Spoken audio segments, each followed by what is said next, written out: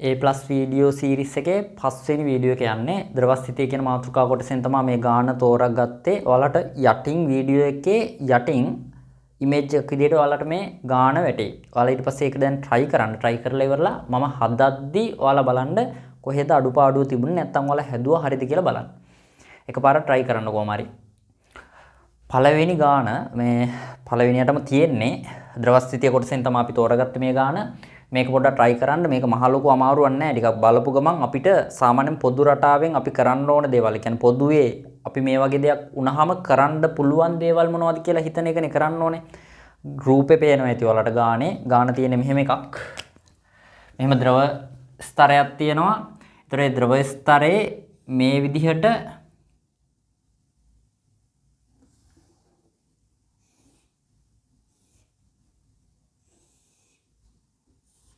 ඔහොම එකක් තමයි තියෙන්නේ. හරි.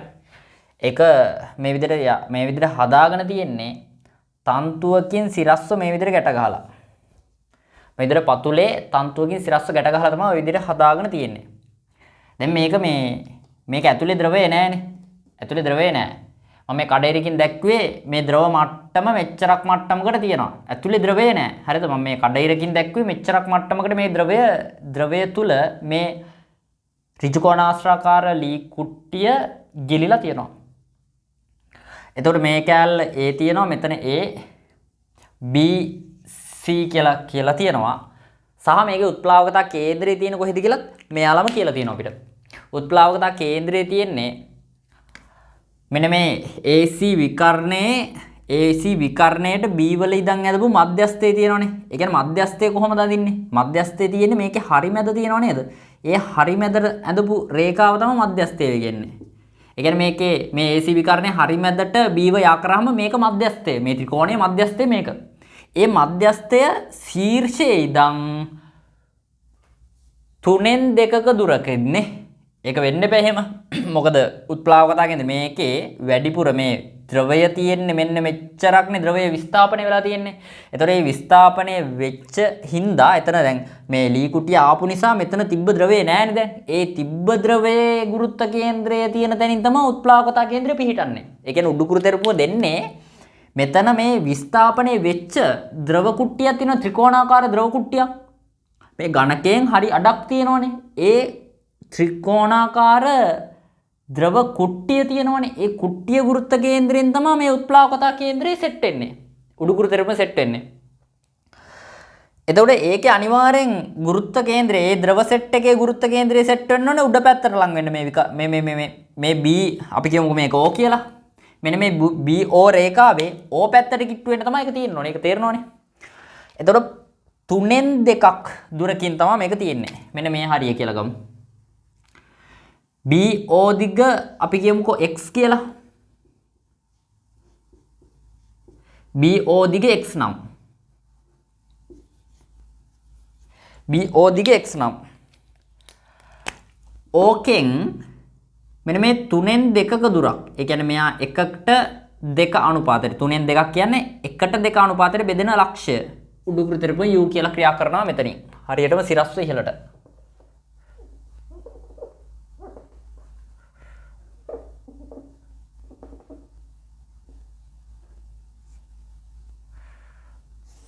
මේ විදිහට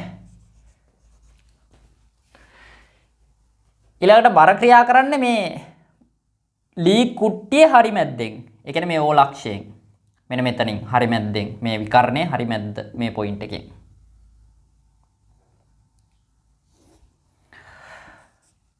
mg. දැන් ඌර්ණයක් ගන්න තියෙන්නේ. වෙන මොකුත් නැහැ. අපෙන් අහන්නේ මොකද්ද? ලී වල සාපේක්ෂ ඝනත්වය. ගූර්ණයක් ගන්න තියෙන්නේ. ගූර්ණයක් ගත්තන් පස්සේ අපිට ද්‍රවයේ ඝනත්වයේ ρ නම් වස්තුවේ ලී වල ඝනත්වයේ d නම් d යට ρ හෙව්වනම් අන්න සාපේක්ෂ ඝනත්වය. ද්‍රවය කියන්නේ ජලයනේ ගිල්ලලා තියෙන්නේ. එතකොට අපිට d යට ρ කියන්නේ සාපේක්ෂ ඝනත්වය.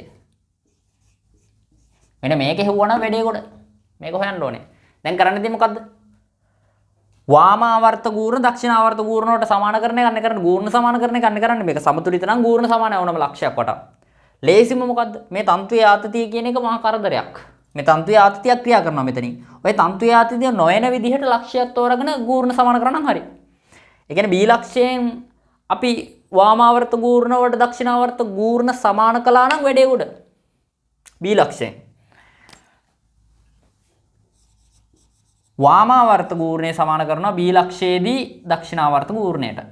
වාමාවර්ත ගූර්ණය එන්නේ කොකින්ද? බරෙන්නේ. මෙතනින් ඔහම අල්ලලා ගහලා බලන්න මේ. බරෙන් වාමාවර්ත වම් පැත්තට තල්ලු වෙන්නේ වාමාවර්තව කැරකෙන්න try කරන්නේ මේ mg එකෙන් B වටා. එතකොට එතෙන්ට තියෙන දුර මෙන්න මේක. අපි මේ කෝණය θ කියලා කියමුකෝ මම මේ ලේසි වෙන්න කියන්නේ. x නේ මේ දුර මම දැන් x කියලා කිව්වනේ මේ දුර. x කියලා ගත්තා මම. මේ O සිට B ට තියෙන දුර x කියලා ගත්තා. x cos θ තමයි මේ දුර. එතකොට mg වතාවක් x cos θ. ඊළඟට මේ උඩුකුරුතරම u නේ. ඔය හදා ගන්නවා පස්සේ ඈ. u වතාවක් මෙන්න මේ දුර ගන්න වෙනවා මේ. ලම්බ දුර මෙන්න මේ දුර. එතකොට ඒක x 3න් 2යි x 3න් 2යි. ඒ කියන්නේ x 3න් බෙදලා දෙකක කොටසක් තමයි මේ විකර්ණය. ඒකේ cos θ. එහෙනම් 3න් 2යි x cos θ කියලා එනවා. දැන් මේතර cos θට x ට x කපලා ගියාම අපිට මේ තුන මේ පැත්තට දැම්මහම 3i mg සමාන වෙනවා 2ක් u ට. m හදා ගන්න ඕනේ u හදා ගන්න ඕනේ. u හදාගන්නේ v ρ g වලින්. u සමානයි v ρ g. කැපිටල් V කියන්නේ පරිමාව. මොකේ පරිමාවද? ගිලුණු පරිමාව. ගිලුණු පරිමාව ගන්න මේ ලී ගණකයේ පරිමාවෙන් හරි අඩක්. අපි ලී ගණකයේ පරිමාව කැපිටල් V කියලා කියමු. ඒක අවශ්‍ය වෙනවා. දැන් ඒකත් එහා පැත්තෙන් එනවා. ඔක කපිලා යනවා ඈ. V බෙදීම 2. හරි මුළු පරිමාව මේකේ කැපිටල් V කියලා ගත්තොත් V බෙදීම 2යි. මේක හරි අඩක් නෙමෙයි. ගිල්ලා තියෙන්නේ ගිලුණු පරිමාව. V බෙදීම 2යි. ඔන්න ගිලුණු පරිමාව වතාවක් ρ g. ගිලුණු පරිමාව V බෙදීම 2යි වතාවක් ද්‍රවයේ ඝනත්වය ρ වතාවක් g. ඔන්න උඩුකෘතියටම ආවා. mg කියන්නේ මොකද්ද? වස්තුවේ ස්කන්ධය කියන්නේ වස්තුවේ ඝනත්වය වතාවක් d වතාවක් වස්තුවේ පරිමාව d capital V. ඔන්න වස්තුවේ ස්කන්ධය ආවා. වස්තුවේ ස්කන්ධය එනවා d වතාවක් වස්තුවේ ඝනත්වය වතාවක් වස්තුවේ පරිමාව dv dvg. ඔය ටික ආදේශ කරන්න තියෙන මෙතෙන්ට. 3 වතාවක් m කියන්නේ මොකද්ද? mg කියන්නේ මොකද්ද? dvg. 2 වතාවක් u කියන්නේ මොකද්ද? v බෙදීම 2 වතාවක් ρ g. එතකොට මෙතෙන් කපලා යනවා බලන්න. කැපිටල් V ට කැපිටල් V කපලා යනවා. g ට g කපලා යනවා.